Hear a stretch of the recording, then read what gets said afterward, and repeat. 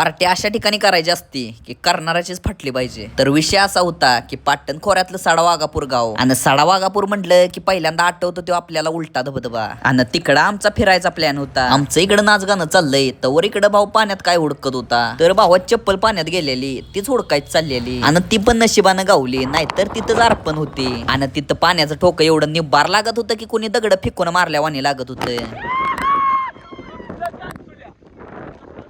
पण त्यात पण आमची काय मस्ती कमी होती वय. तिथे एन्जॉय करून झाल्यावर आम्हाला जाताना पार्टीचं पण नियोजन करायचं होतं. पण पावसानं वारा असल्यामुळं आम्हाला गॅस पेटवायलाच तास लागला, आणि सिद्धूभाऊ आचार्य असल्यामुळं गॅस काय त्याचा बाप पण पेटला असता. तवर एकीकडे मटन मसाला एकत्र करायचा चालल्याला आणि एकीकडे कांदा कापायचा चालल्याला, आणि वारण पाऊस जास्त असल्यामुळं किरण भाऊ छत्री धरून होतं. आणि बघच तवर इकडं जेवण पण तयार झालं, आणि जेवण तयार होस्तवर इकडं थाट्यानं वाट्या घेऊन पण पोरं तयार झाली. असं थंडगार वातावरणात गरम गरम वाढल्यामुळं सगळ्यांनी ताड्या पण असा जोरात मारला.